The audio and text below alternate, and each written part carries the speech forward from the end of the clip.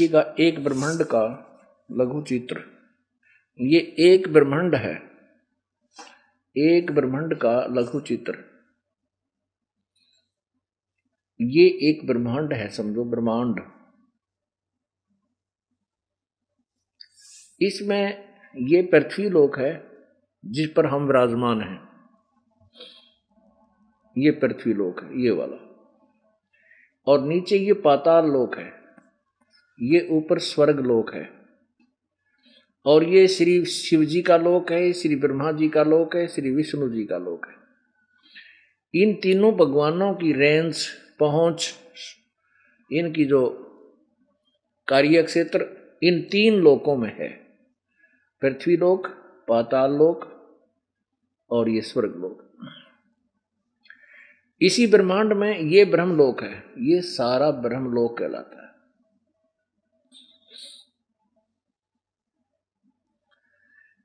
ये बहुत बड़ा क्षेत्र है। इसी में एक नकली सतलोक महास्वर्ग भी बनाया है, इंद्र का द्वीप, इसके ऊपर नकली सतलोक। ये एक ब्रह्मांड का लघु चित्र। ये एक ब्रह्मांड है, ये एक ब्रह्मांड है, ये सारा एक ब्रह्मांड है। अब हम यहां देख रहे हैं ये इंद्र का एक महा इंद्र का द्वीप, ये नकली सतलोक, नकली अलखलोक, नकली अगमलोक, नकली अनामी लोक इस काल ने धोखा देने के लिए ब्रह्मलोक में बना रखे। और ये काल जो है इस ब्रह्मलोक को भी ऐसे बंद करके इसके बाहर यहां रहता है। ये यहां तीन रूपों में रहता है। ये महाब्रह्मा रूप धारण कर लेता है। ये रजोगुण प्रधान अक्षेत्र बना रखा है इसने। ये सतोगुण प्रधान अक्षेत्र है, ये तमोगुण प्रधान अक्षेत्र है। इसमें ये महाब्रह्मा रूप में रहता है और अपनी पत्नी दुर्गा को महाश्यावत्री रूप में रखता है। शावत्री यानी हम महा इसलिए करते हैं कि दो को डिफ्रेंशिएट करने के लिए, क्योंकि इसका पुत्र ब्रह्मा भी, इसका पुत्र भी ब्रह्मा है और ये स्वयं भी ब्रह्मा रूप धारण कर लेता है। और जब ये इस लोक में रहते हैं तो दोनों के संयोग से जो बालक उत्पन्न होता है रजोगुण प्रधान क्षेत्र में, तो वो ब्रह्मा इसी के स्वरूप का बन जाता है और रजोगुण युक्त हो जाता है। इसलिए उसको ब्रह्मा कहते हैं, जिसको महाब्रह्मा कहना पड़ता है काल को। ऐसे ही ये विष्णु रूप धारण कर लेता है, इसलिए महाविष्णु कहलाता है। यहाँ महाशिव रूप में रहता है ये काल भगवान, ये ज्योति निरंजन 21 ब्रह्मांड का मालिक, जिसको ब्रह्म बोलते हैं। अब ये ब्रह्म लोक में रहता है, बिल्कुल सत्य है, ये देखना। फिर देखिएगा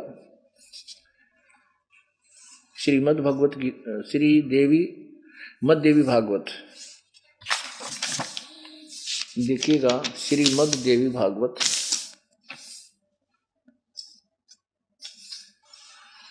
संपादक है हनुमान प्रसाद पोदार, चिमन लाल गोस्वामी।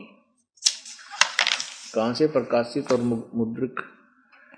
मुद्रित है? प्रकाशक एवं मुद्रक गीता प्रेस गोरखपुर, गोविंद भवन कार्यालय कोलकाता का संस्थान। इसमें आपको कल भी दिखाया था, आज फिर दिखाएंगे, क्योंकि ये एक ऐसा ज्ञान है जितनी बार हम सुनेंगे उतना ही निखार आएगा। इसके तीसरे स्कंद में ना पहले स्कंद में प्रश्न नंबर 28 पर नारद जी ने कहा, महाभाग व्यास जी, तुम इस विषय में जो पूछ रहे हो ठीक यही प्रश्न मेरे पिताजी ने अर्थात ब्रह्मा ने भगवान श्री हरि से किया था। देवादिदेव भगवान जगत के स्वामी हैं। लक्ष्मी जी उनकी सेवा में उपस्थित रहती हैं। दिव्य कौस्तुभमणि उनकी शोभा बढ़ाती है। वे शंख चक्र और गदा लिए रहते हैं। पीतंबर धारण करते हैं, 4 भुजाएं हैं। वक्ष स्थल पर श्री वत्स का चिन्ह चमकता रहता है। वे चराचर जगत के आश्रयदाता हैं। जगत गुरु एवं देवताओं के भी देवता हैं। ब्रह्मा जी कह रहा है विष्णु को जगत गुरु कहे, जगत गुरु। अब देखना है जगत गुरु का ज्ञान आगे दिखाऊंगा। देवताओं के भी देवता हैं। ऐसे जगत प्रभु भगवान महान तप कर रहे थे, उनकी समाधि लगी थी। यह देखकर मेरे पिता ब्रह्मा जी को बड़ा आश्चर्य हुआ। अतः उन्होंने उनसे जानने की इच्छा प्रकट की। ब्रह्मा जी ने पूछा, प्रभु आप देवताओं के भी अध्यक्ष, देवताओं के अध्यक्ष, जगत के स्वामी और भूत भविष्य एवं वर्तमान सभी जीवों के एकमात्र शासक हैं। भगवान फिर आप क्यों तपस्या कर रहे हैं और किस देवता की आराधना में ध्यान मग्न है? मुझे असीम आश्चर्य हो रहा है कि आप देवेश्वर एवं सारे संसार के शासक होते हुए भी समाधि लगाए बैठे हो।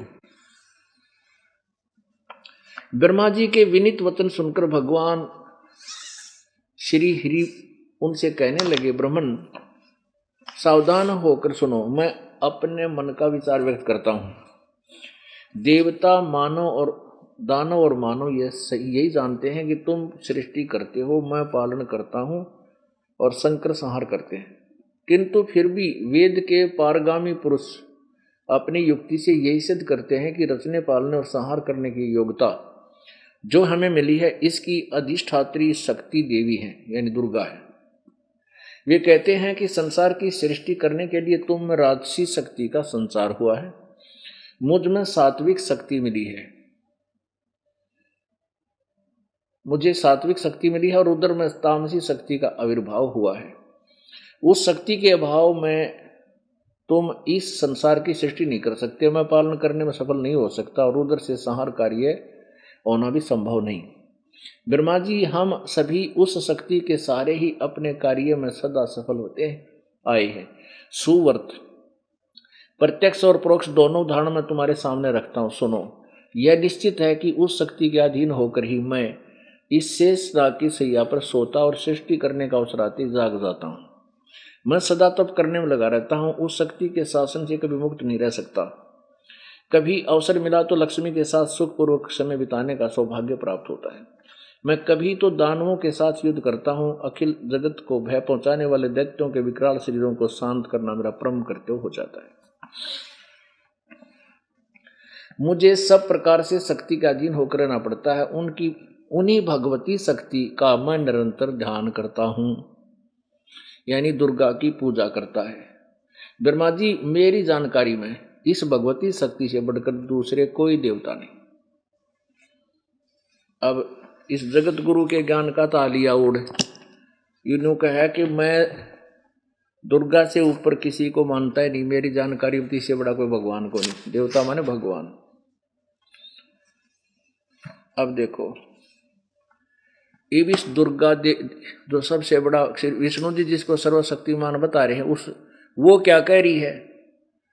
ये सारे दोगली बोल रहे हैं जीव को भ्रमित करने के लिए। अब दुर्गा पहले तो कहती है कि मेरा ध्यान कर, फिर कहती है कि उस ब्रह्म का, उसका वो मंत्र है, उसका ध्यान कर, वो ब्रह्म लोक में रहता है। अब देखो विष्णु जी तो कह रहा है कि मैं दुर्गा से बड़ा भगवान नहीं मानता, इसकी पूजा करता हूँ, यही सबसे बड़ी शक्ति है। और दुर्गा कह रही है कि एक भगवान और है, उसकी पूजा करो, ब्रह्म की। अब दुर्गा के वचन सुनो, दुर्गा के बोल, वो क्या ज्ञान बताती है। यही 7वां स्कंद प्रश्न नंबर 562 पे देवी द्वारा हिमालय को ज्ञान उपदेश, ब्रह्म स्वरूप का वर्णन। श्री देवी जी ने कहने लगी, पर्वतराज इस प्रकार योग युक्त होकर मुझ ब्रह्म स्वरूपा देवी का ध्यान करे। यह ध्यान आसन पर भली भांति बैठकर को अहतुकी भक्ति के साथ करना चाहिए। उस ब्रह्म का क्या स्वरूप है? अब देखो उस ब्रह्म का अर्थ होता तत्ब्रह्म, तत्ब्रह्म का अर्थ है पूर्ण परमात्मा। लेकिन ये क्योंकि काल से डरकर दुर्गा सच्चाई नहीं बता रही, काल ने इसको कहा कि तूने उस पूर्ण परमात्मा का भेद और ये मेरा भेद किसी को नहीं बताना, मैं कहाँ रहता हूँ, मेरा क्या स्वरूप है। क्योंकि काल का स्वरूप बहुत विकराल है, ये काल है, 1 लाख जीवों को खाता है, इसलिए इसने अपने को गुप्त रखा हुआ है। अब क्या बता रही है दुर्गा कि उस ब्रह्म का क्या स्वरूप है? यह बतलाया जाता है जो प्रकाश रूप सबके अत्यंत समीप में स्थित हृदय रूप गुहा में स्थित होने के कारण गुहाचर नाम से प्रसिद्ध और महान पद अर्थात परम प्राप्य है। वह समस्त प्रजा के ज्ञान से परे है, यानी सब के किसी के ज्ञान में कोई नहीं जानता उसको, वह सबके ज्ञान से परे है, अर्थात किसी की बुद्धि में आने वाला नहीं है, यह तुम जानो। जो परम प्रकाश रूप है, जो सूक्ष्म से अत्यंत सूक्ष्म है, जिसमें संपूर्ण लोक और उन लोकों में निवास करने वाले प्राणी सचित हैं, वह ये अक्षर ब्रह्म है। देखिए तो क्यों मारा, यह अक्षर ब्रह्म कह दिया। वही सबके प्राण है, वही सबकी वाणी है और वही सबके मन है, वह परम सत्य है और अमृत विनाशी तत्व है। सौ में उस वेदने योग्य लक्ष्य का तुम वेदन करो, मन लगाकर उसमें तन्मय हो जाओ। यानी दुर्गा कह रही है कि उस परमात्मा का और भगवान है अपने से नारा, उसकी भजन करो और उसको शस्त्रों द्वारा अक्षर रूप ब्रह्म को ही लक्ष्य बनाकर वेदन करो, यानी उसी की पूजा करो। परवण ओम मंत्र धनुष है, जीवात्मा बाण है और ब्रह्म को उसका लक्ष्य कहा जाता है। एकमात्र उस एकमात्र परमात्मा को ही जाने, दूसरी सब बात छोड़ दे। यानी अपनी भक्ति से अलग दुर्गा किसी और परमात्मा की भक्ति बता रही है। आगे देखो, और वो किसको कहती है, ये तो ब्रह्म तक सीमित है इनकी बुद्धि, यही से आगे नहीं बता पा रही। वह यह सबका आत्मा ब्रह्म ब्रह्मलोक में दिव्य आकाश में स्थित है। वह सबका आत्मा ब्रह्मलोक रूप दिव्य आकाश में स्थित है। धीर बुद्धिमान पुरुष, धीर माने बुद्धिमान पुरुष, विज्ञान के द्वारा जो आनंद स्वरूप अमृत अविनाशी ब्रह्म सर्वत्र प्रकाशित है, उसको भलीभांति देख लेते। अब यहां धीर पुरुष का अर्थ है तत्वदर्शी संत, धीराणाम जिसको वेदों में लिखा है, उसको भलीभांति देख लेते हैं। उस कार्य के कारण रूप पुरुषोत्तम को देख लेने पर इस जीव की हृदय की गांठ अविद्या टूट जाती है, सारे संशय नष्ट हो जाते हैं और सब शुभ अशुभ कर्म अक्षीण हो जाते हैं। वह निर्मल और निष्कल ब्रह्म प्रकाश में प्रकोश दिव्य परम धाम में विराजित है। अब देखो पुण्यात्माओं,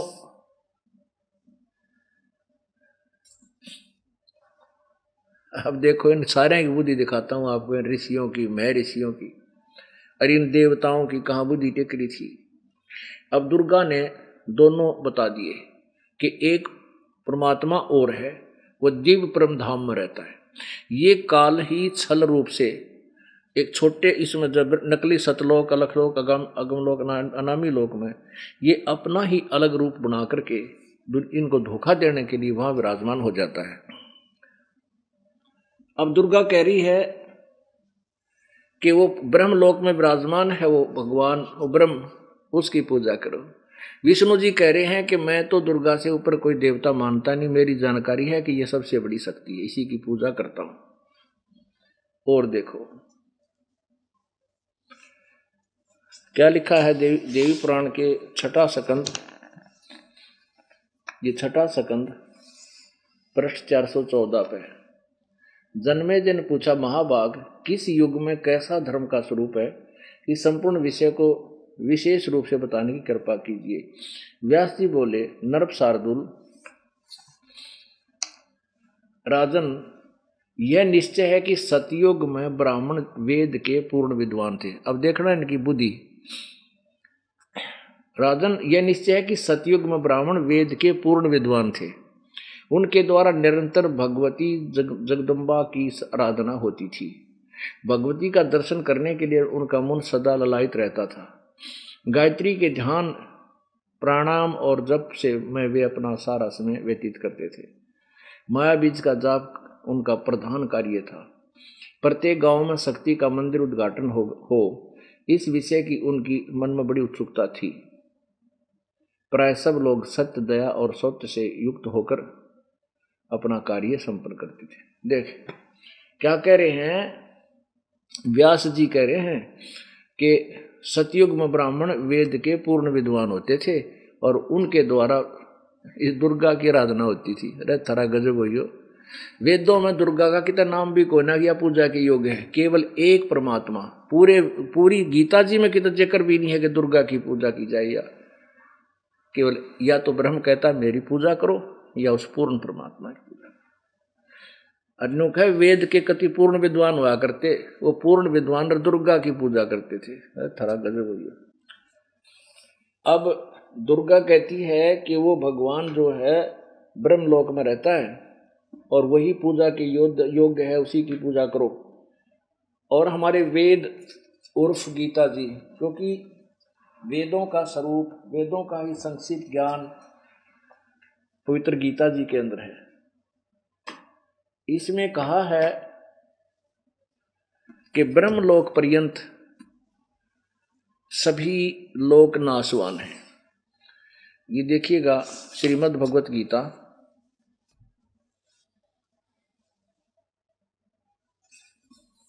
और अध्याय नंबर 8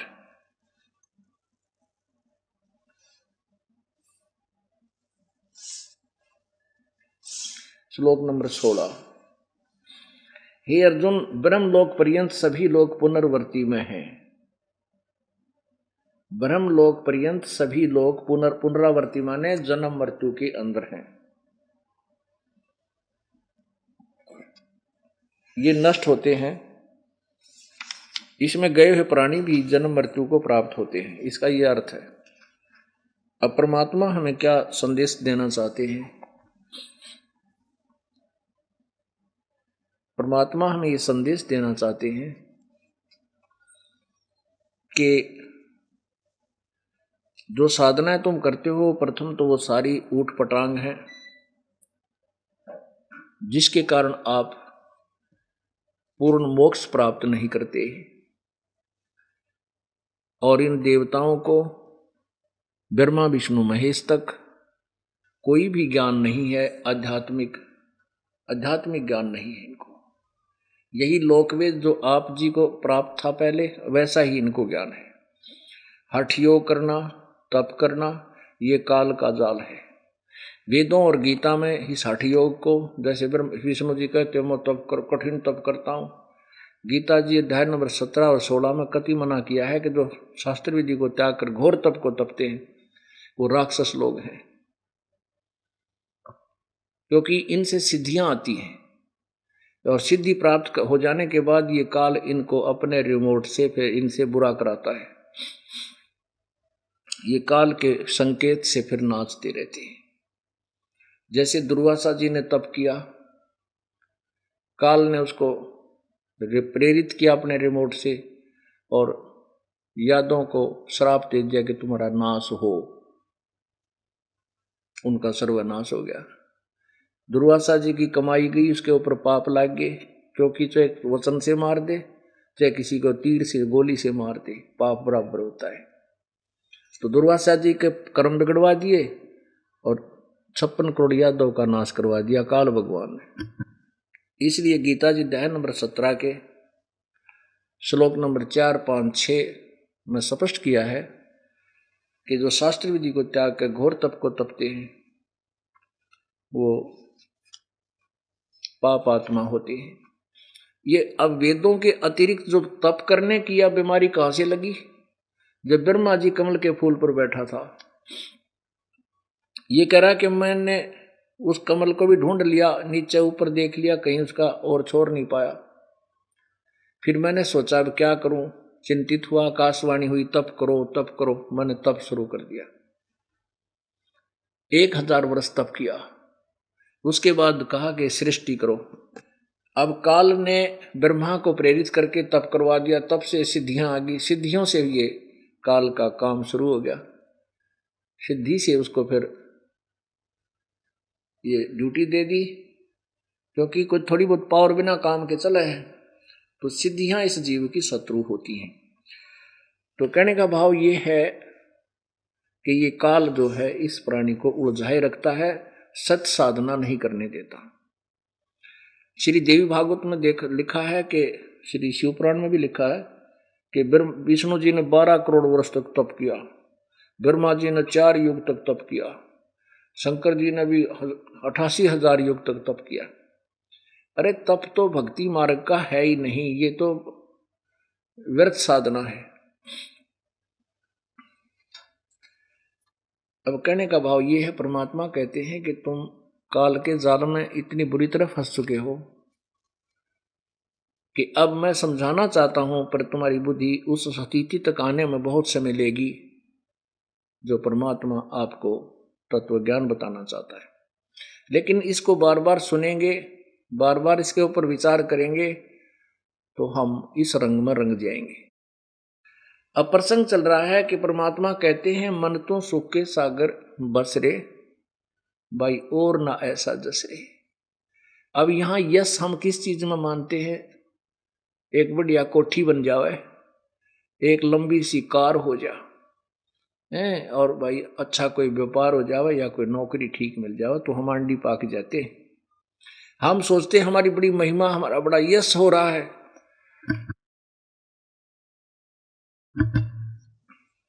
परमात्मा हमारी बुद्धि को ठिकाने लाने के लिए कहते हैं भाई सर्व सोने की लंका होती रावण से रणधीरम, एक पलक में राज विराजीव जम के पड़े जंजीरम, मन तो सुख के सागर बसरे भाई और न ऐसा जसरे।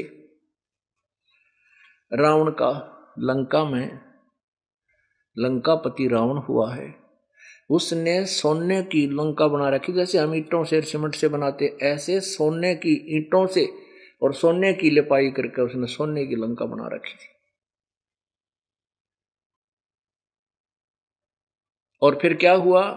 एक पलक में राज विराजी, युद्ध हो गया, कर्म बिगड़ गए, सीता जी को उठा लिया, फिर युद्ध हुआ, युद्ध में सब परिवार मारा गया और वो सोना यहीं रह गया। एक सुई भी सोने की रावण नहीं ले जा सका।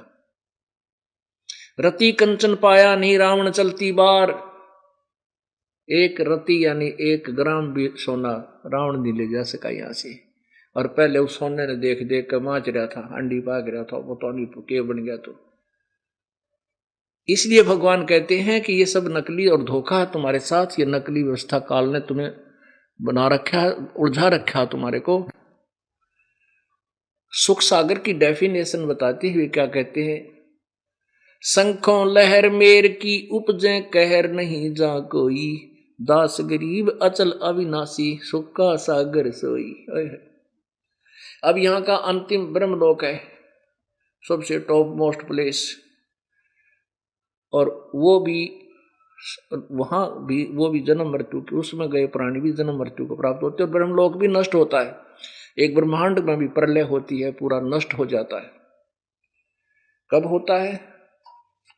जब परब्रह्म का एक युग होता है। अब परमात्मा कहते हैं जैसे आप कभी एकांत में बैठे हो और एक बार एक ऐसी कुछ समय के लिए अंदर एक ऐसी हिलोर उठती है, कोई भी बुरा नहीं लगता, किसी के प्रति द्वेष नहीं रहता, सब प्यारे प्यारे लगते हैं, शत्रु के प्रति भी कोई नफरत नहीं रहती। वो आनंद एक विशेष आनंद होता है। वो मेहर की लहर थी, उसके समाप्त होते ही फिर वो एक कहर टूट जाता, उसको ऐसे कर दूंगा, वो ऐसे करना था, वो ऐसा नहीं बना, बच्चे बाहर गए हैं पता नहीं आएंगे कि नहीं, क्या हो गया, देर होगी। तो कहते हैं ये कहर की लहर आपके ऊपर हमेशा टूटी रहती है, ये कहर की लहर उठती रहती है, आपको परेशान करती रहती है। और जो वो कुछ क्षण के लिए जो आई थी वो मेहर की लहर, वो सतलोक के अंदर ऐसी लहर असंख्यों संख्यों हो। तो आप विचार करो वहां कितना सुख हो गया, कितना सुख होगा। संख्यों लहर मेहर की उपजे कहर नहीं जा कोई, दास गरीब अचल अविनाशी सुख का सागर सोई।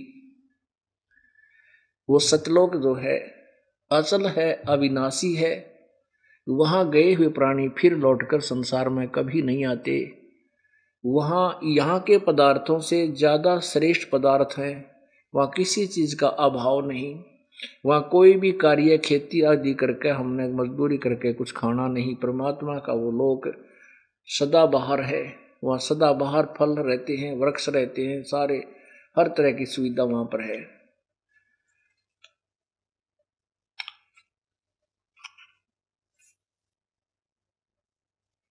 तो हमें क्या बताना चाहते हैं कि तुम यहाँ छोटे से मकान बना के एक कार कोठी लेकर और किसी के पास 20-30-40 किलो, 20-30-40 जो है ना तोड़े सोना हो गया, बस फूला नहीं समावे, गले में पर काना में लटका ले, कड़े बनवा ले, चौधरी पाएगी। अरे कुछ ना कहे तुम इस समय फूल गए, सर्व सोने की लंका होती, रावण से रणधीर, एक पलक में राज विराजी, वो जम के पड़े दनीर। फिर एक छोटा सा कोई एमएलए, एमपी या कोई छोटे से राज्य का मुख्यमंत्री या एक देश का प्रधानमंत्री, राष्ट्रपति बनकर कहते तो फूल जाता है। ये तो कुछ भी सती थी कोई ना तेरी। उदय अस्त भी चक्कर चले थे, ऐसी जन ठकुराई, चुनक ऋषि स्वर कल्प करी, जब खोज न पाया राई। उदय अस्त यानी पूरी पृथ्वी पर शासन था, एक मान था चक्रवर्ती राजा था, और उसके जब खोटे क्रम आए, अंत होना था, चुनक ऋषि के साथ उसकी कवासनी होगी, युद्ध हो गया। ऋषि ने अपनी सिद्धि से उसकी 72 करोड़ सेना का नाश कर दिया, और मानदाता चक्रवर्ती का भी अंत हुआ। फिर क्या, फिर वो गधा बने, सुअर बने। तो परमात्मा कहते हैं यहाँ कोई भी व्यवस्था जिसको तू सुख मानता है, जिसको तू अच्छी मानता है, या कति धोखा है तेरे लिए। बहुत भयंकर, बहुत बड़ा धोखा तेरे साथ किया काल ने, कि ये मेरे जाल में फंसा रहे और यहां से बाहर ना चला जा। हमने सतलोक चलना है। सतलोक जाने की विधि क्या है? गीता जी अध्याय नंबर 8 के श्लोक नंबर 13 में कहा है। गीता ज्ञान दाता कहता है, गीता जी अध्याय नंबर 8 के श्लोक नंबर 13 में गीता ज्ञान दाता कहता है कि मेरी भक्ति करनी है तो मेरा केवल एक ओम नाम है। उस ओम नाम का जाप तू कर, उस ओम नाम के जाप से मेरे वाली जो साधना है, मेरे वाली गति है, उसको तू प्राप्त हो जाएगा। ब्रह्म की गति क्या है, ब्रह्म से प्राप्त होने वाली सुविधा क्या है, कि ब्रह्मलोक में ये प्राणी चला जाता है, महास्वर्ग में, और ब्रह्मलोक में जाकर के भी वो फिर वापस 84 लाख यानी जन्म मृत्यु के चक्कर में फिर भी रहता। लेकिन अन्य देवताओं की, ब्रह्मा विष्णु महेश या अन्य साधना से, दुर्गा की साधना से ब्रह्म साधना कुछ ज्यादा टिकाऊ है। यहां मान लीजिए 100 वर्ष का समय है तो वहां 1000 वर्ष का समय ब्रह्मलोक में प्राप्त हो जाता है, लेकिन मृत्यु फिर भी है, जन्म मृत्यु फिर भी है। केवल एक सतलोक ऐसा स्थान है जहां जाने के बाद जीव की फिर कभी मृत्यु नहीं होती, और कभी बूढ़ा नहीं होता वहां पर प्राणी। ये दो दुख हैं जीव को, और कोई किसी शरीर में कोई रोग नहीं, क्योंकि रोग वाला शरीर वहां नहीं है। ये ऊपर जो कवर है, ये 5 तत्वों से बना हुआ, ये गड़ा सड़ा वहां पर नहीं है। वहां तो एक नूरी तत्व, एक नूरी शरीर आपको मिलेगा, एक ही तत्व का। उसमें ना कोई सिर में दर्द, ना बीपी आई हो, ना लो है, ना कोई रोग बने। गीता जी अध्याय नंबर 7 के श्लोक नंबर 18 में गीता ज्ञान दाता कहता है कि मेरी साधना भी अनुत्तम है। अनुत्तम माने अश्रेष्ठ, व्यर्थ, घटिया। सत्संग बहुत सुने हैं, क्योंकि जो परमात्मा की, जो पिछले जन्म का संस्कारी हंस है, जो पिछले जन्मों में मानव शरीर से ही आया है और पिछले जन्म में कोई भक्ति कर रहा था, वो वर्तमान में भी परमात्मा की भक्ति के बिना नहीं टिक सकता, वो रह ही नहीं सकता। वो बहन भाई कहीं ना कहीं कोई साधना प्रभु की अवश्य कर रहे होते हैं, जैसा भी उसको आसपास से प्राप्त होता है। आपने परमात्मा की महिमा के विषय में गाने गुने भी बहुत सुने होंगे, कथा भी बहुत सुनी होंगी। आपके अंदर विशेष प्रेरणा भी बनी है कि भगवान की भक्ति करनी ही चाहिए। गाने गुने बहुत सुने हैं, बदले रे भगवान तेरा काम आवेगा। अब जब तक हमने यही नहीं मालूम कि वो भगवान कौन है, यही पता नहीं कि वो परमात्मा कौन है, कौन से भगवान की भक्ति हमने करनी चाहिए, और पूर्ण मोक्ष प्राप्ति का कौन सा साधन है, कौन सी विधि है, तो तब तक हमारी साधना कोई भी हम कर रहे हैं, चाहे कितनी लगन से कर रहे हैं, कितनी ही कठिनता से कर रहे हैं, वो सारी व्यर्थ है, कति फिजूल, व्यर्थ, यूजलेस। तो इसलिए हमने सबसे पहले ज्ञान को आधार बनाना पड़ेगा। हम प्रस्थान करने से पहले, जैसे हम दूर देश में जाते हैं तो जाने से पहले हम रास्ता की खोज करते हैं, इधर उधर से पता करते हैं कौन से रास्ते से वहां जाया जाएगा, तो फिर हम उस रास्ते का को पूर्ण रूप से निश्चय करके फिर चलते हैं, हम पहुंच जाते हैं। इसी प्रकार परमात्मा के पाने की पहले तो ये सोचें कि हमने किस भगवान की भक्ति करनी है, ये निष्कर्ष निकालें। उसके बाद उस पूर्ण कौन है, वो सर्वशक्तिमान, जिससे जो हमें सर्व सुख दे, फिर उसकी वे ऑफ वर्शिप कौन सी है, उसको कहां से तलाश करें, वो सत्य है या असत्य है, इसका निर्णय कैसे करें, ये सब ज्ञान हमें होना चाहिए।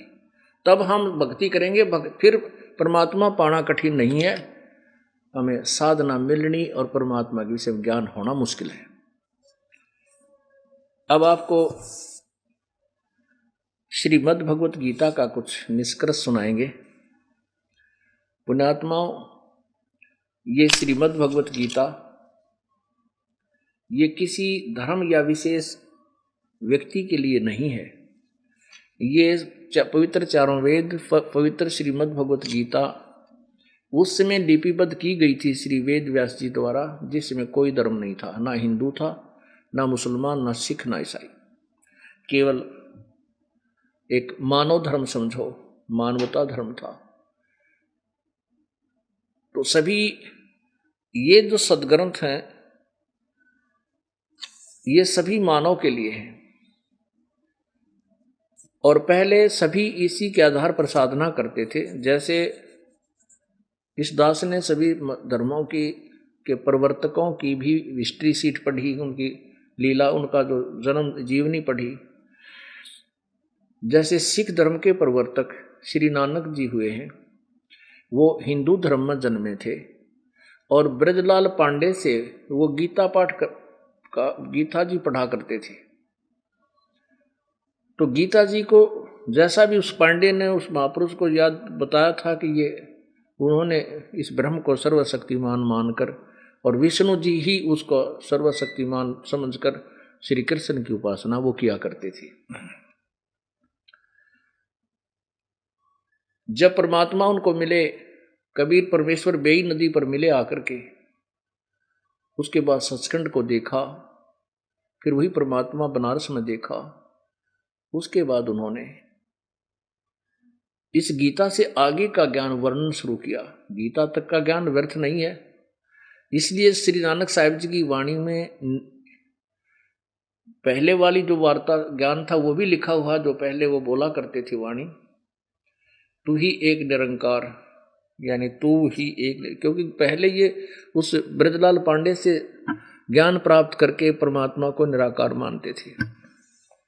फिर जब आंखों देखा भगवान साकार है, मनुष्य जैसा है, और ये धारणक रूप में, दुल्हा रूप में का बनारस में विराजमान है, तब उन्होंने कहा था कि फाई सूरत मलुक की वेश, ए ठगवाड़ा ठगी देश, खरासियाना बोता बार, ये धारणक रूप रहा करता है। साकार रूप परमात्मा का बताया हुआ।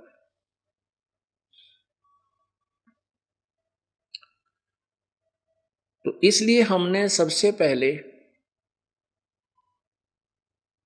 पवित्र गीता जी को समझना। चारों वेदों का निष्कर्ष है पवित्र श्रीमद् भगवत गीता। सबसे पहले हम निष्कर्ष निकालेंगे कि किस भगवान की भक्ति करें और किस परमात्मा की भक्ति नहीं करनी है, जो हमारे सदग्रंथों में कहा गया है। गीता जी अध्याय नंबर 16 के श्लोक नंबर 23 में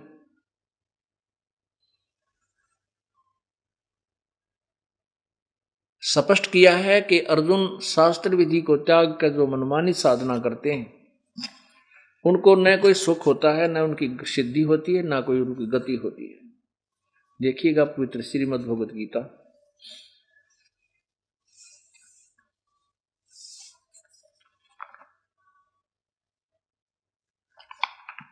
अध्याय नंबर 16 का श्लोक नंबर 23।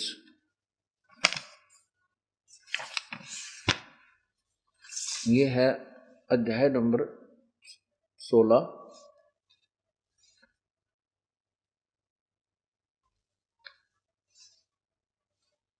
और श्लोक नंबर 23। जो पुरुष, जो व्यक्ति शास्त्र विधि को त्याग कर अपनी इच्छा से मनमाना आचरण अर्थात पूजा करता है, वह न सिद्धि को प्राप्त होता है, न परम गति को और न सुख को ही, अर्थात व्यर्थ। अब 24वें श्लोक में स्पष्ट किया है, इससे तेरे लिए इस कर्तव्य और अकर्तव्य की व्यवस्था में कौन सी भक्ति करनी चाहिए, कौन सी ना करनी चाहिए, शास्त्र ही प्रमाण है। ऐसा जानकर तू शास्त्र विधि से नियत कर्म करने योग्य है कि शास्त्रों में वर्णित जो साधना है वही करना चाहिए, अन्यथा किसी के कहने सुनते भ्रमित होकर के नहीं लगना चाहिए।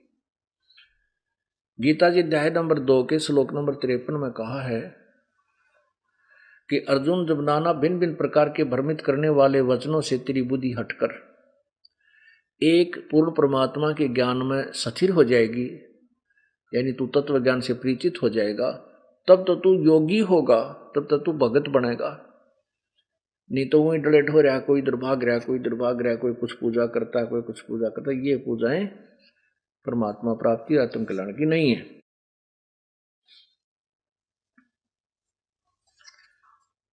अब हम आपको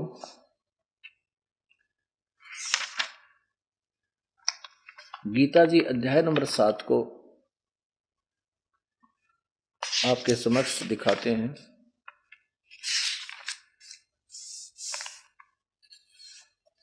पूरा हिंदू समाज पवित्र गीता जी को शिरोधार्य मानता है और इसमें जो लिखा है उसको सत्य मानता है, लेकिन अभी तक इस पवित्र हिंदू समाज को यही नहीं मालूम था कि गीता जी हमें संदेश क्या दे रही है। इन झूठे कपटी गुरुओं ने अपने अज्ञान के कारण हमें लोक वेद से रंग रखा था।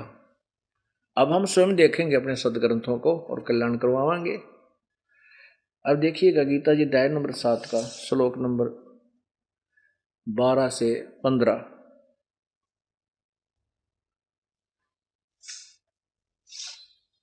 अध्याय 7 का श्लोक नंबर 12।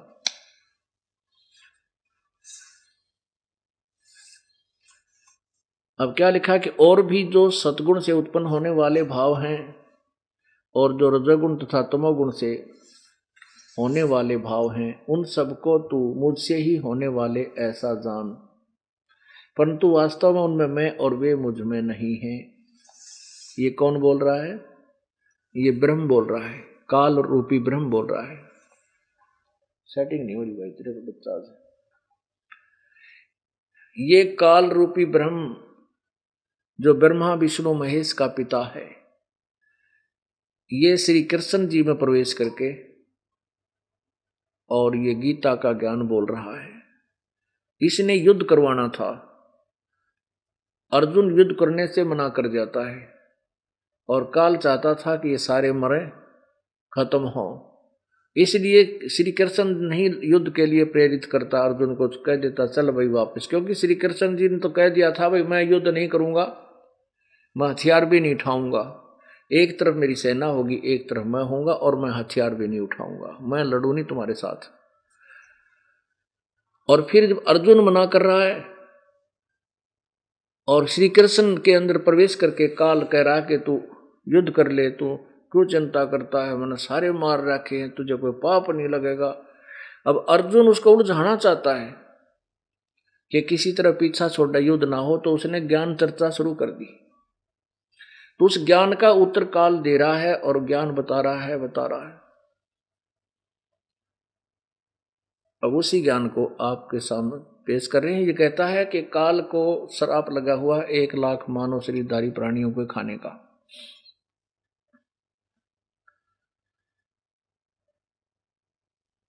इसने अपने तीनों पुत्रों को एक एक गुण युक्त कर रखा है। रजगुण ब्रह्मा, सतगुण विष्णु, तमगुण शिव जी।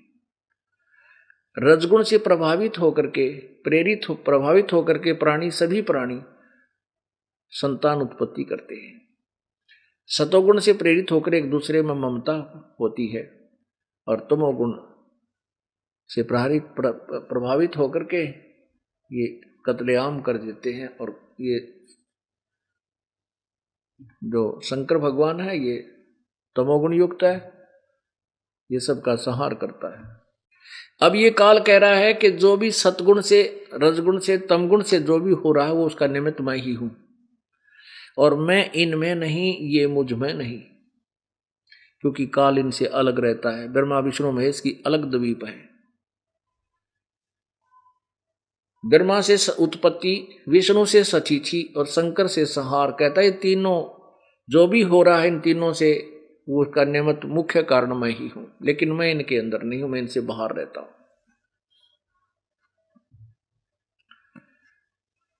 फिर देखिएगा अध्याय नंबर 7 का श्लोक नंबर 12। और भी जो सतगुण से उत्पन्न होने वाले भाव हैं और जो रजगुण तथा तमोगुण से होने वाले हैं भाव हैं, उन सबको मुझसे ही होने वाले ऐसा जान, परंतु उनमें मैं और वे मुझ में नहीं। अब देखो, अब इससे इस चैप्टर को, अध्याय 7 को समझने से पहले हमने ये निश्चय करना होगा कि रजगुण ब्रह्मा है, सतगुण विष्णु, तमगुण शिव जी। नहीं तो इस पवित्र गीता जी को नहीं समझ सके, क्योंकि ये कोड वर्डों में है। 4 वेद इतने मोटे मोटे हैं और उनका संक्षिप्त वर्णन इसमें दिया हुआ है, तो इसमें कोड वर्ड ज्यादा है। उन कोड वर्डों को अब ये दास आपको समझाएगा, क्योंकि ये तत्वदर्शी शांत ही बता सकता है। अब जैसा कि आपने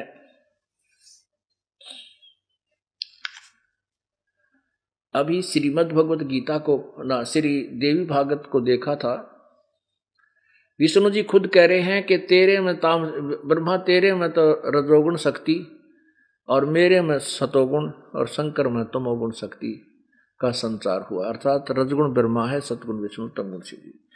फिर भी तीसरे स्कंद में स्पष्ट किया है, ये देखिएगा श्री मद देवी भागवत गीता प्रेस गोरखपुर से प्रकाशित, संपादक हनुमान प्रसाद पोदार, चिमनलाल गोस्वामी, मुद्रक हैं, प्रकाशक एवं मुद्रक गीता प्रेस गोरखपुर, गोविंद भवन कार्यालय, कोलकाता का संस्थान। इसको देखो 123 पृष्ठ पे।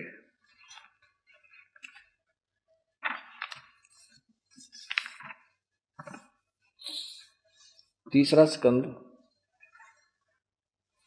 पृष्ठ 123 और अध्याय ये 4-5, ये 5 चौथा अध्याय है।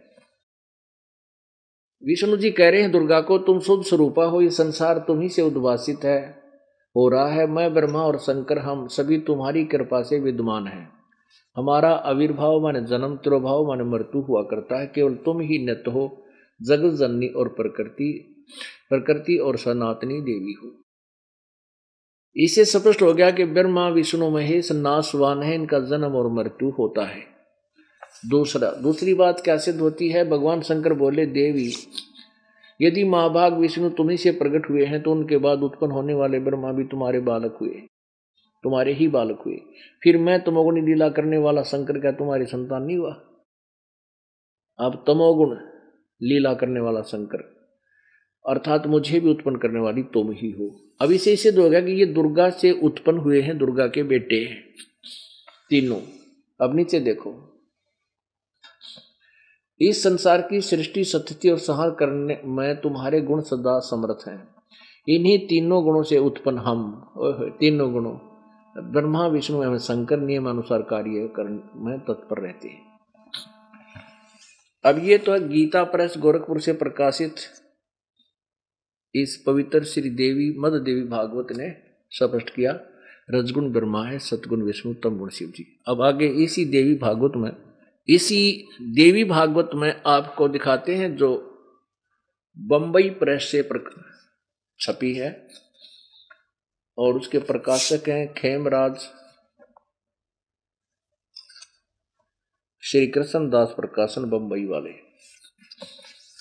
इसमें स्पष्ट किया है ये शंकर भगवान कहता है कि मैं रजगुण क्यों तमगुण क्यों बना दिया, ब्रह्मा रजगुण क्यों बना दिया, विष्णु जी को सतोगुण क्यों बनाया।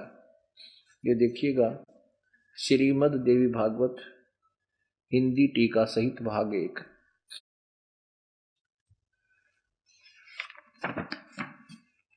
ये है श्रीमद् देवी भागवतम सहमात्यम खेमराज श्री कृष्ण दास प्रकाशन बंबई।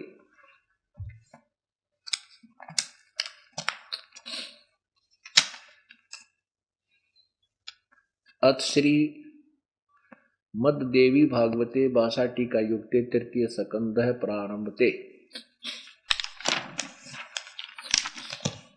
अब देखो इसके अध्याय नंबर 5 में, तीसरे स्कंध के अध्याय नंबर 5 में और पृष्ठ नंबर 11 पर क्या कहा है। भगवान शंकर कह रहे हैं, हे माता, यदि हमारे ऊपर तू सदा दया युक्त हो, यदि हमारे ऊपर सदा दया युक्त हो तो हमको तमोगुण में किस प्रकार प्रदान किया है, ब्रह्मा रजोगुण और हरि सतोगुण।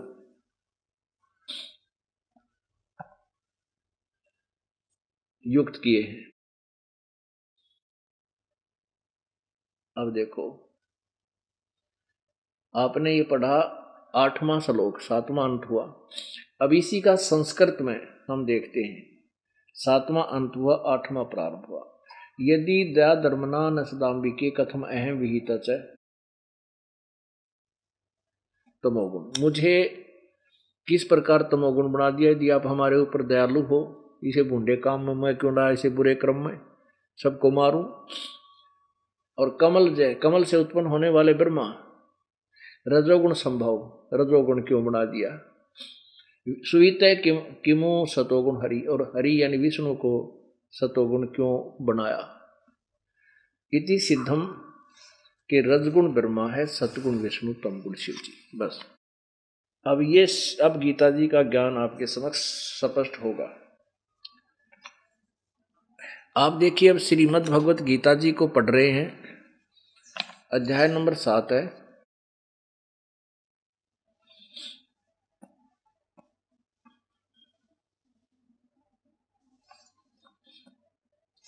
और ये श्लोक नंबर 12।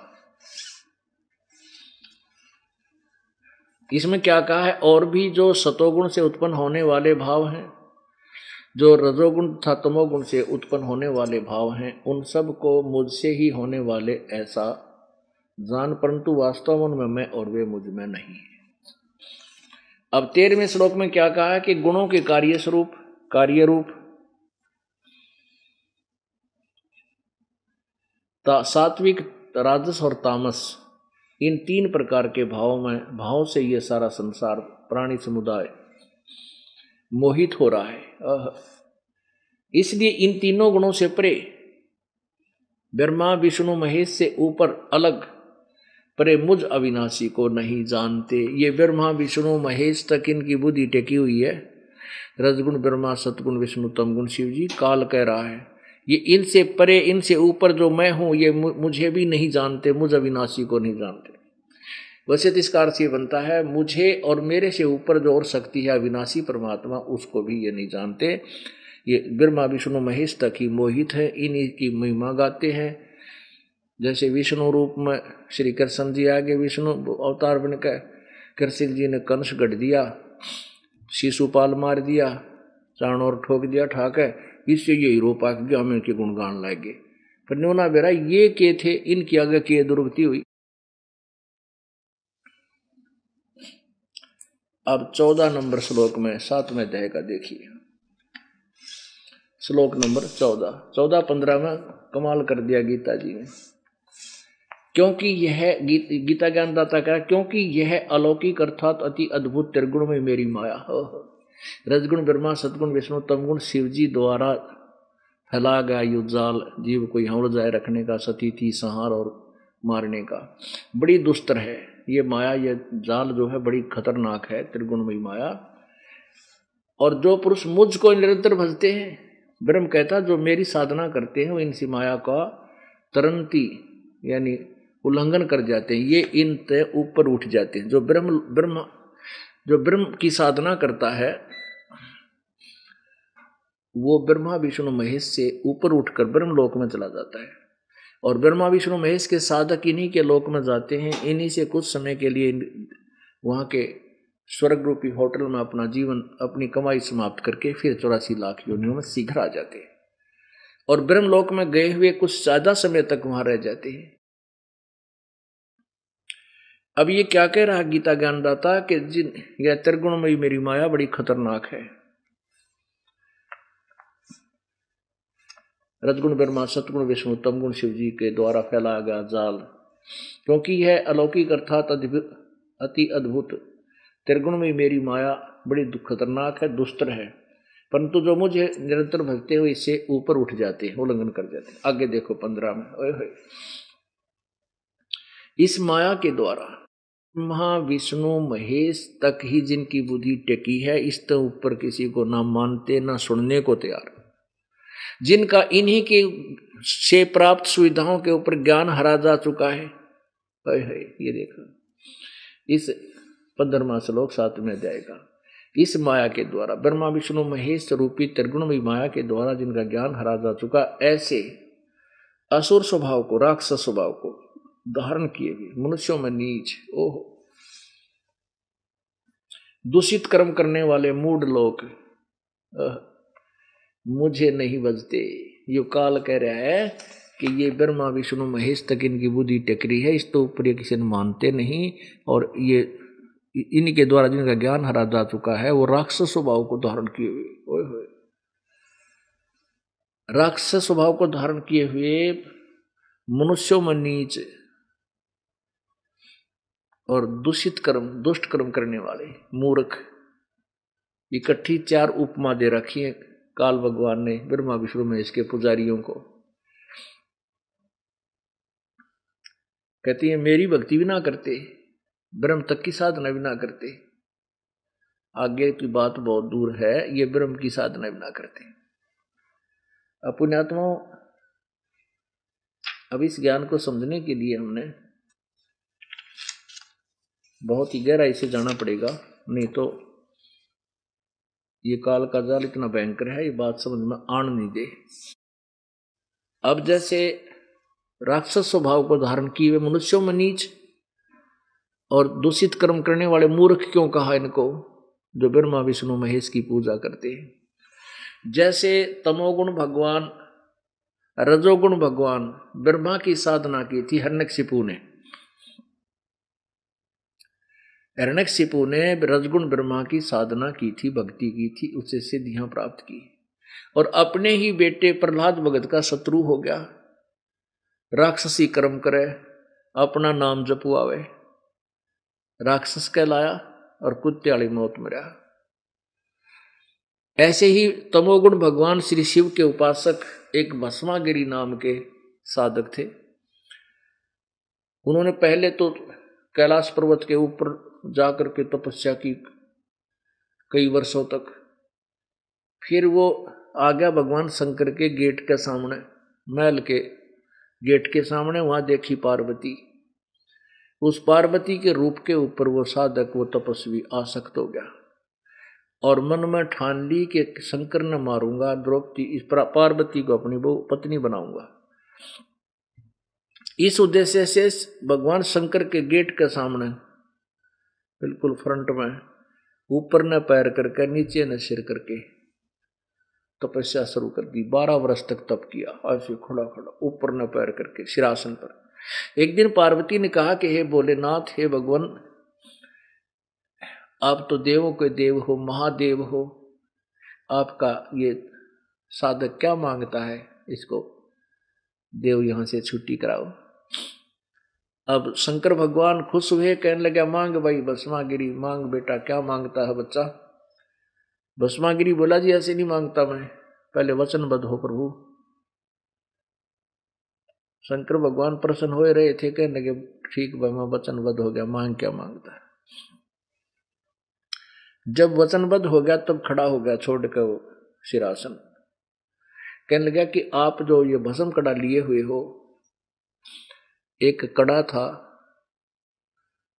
जो भगवान शंकर पहने हुए था, उसमें ऐसी शक्ति थी कि वो किसी के सिर पे ऐसे करके यूं कह दे भस्म, वो प्राणी जल जाता था, नष्ट हो जाता था।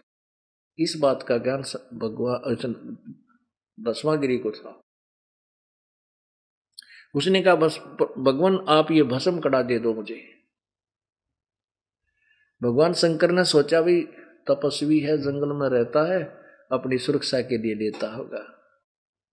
अब निकाल, वचनबद्ध हो ही चुके थे, निकाल कर दे दिया, ले बच्चा ले ले। अब ज्यों ही उस दुष्ट आत्मा के हाथ में कड़ा आया, कहने लगा होले शंकर होशियार, तेने मारूंगा, तुझे मारूंगा और पार्वती को अपनी पत्नी बनाऊंगा। हा हा हा दांदरे काटे, कहते तपस्या करे था कि बकवाद पाएगी 1 मिनट में।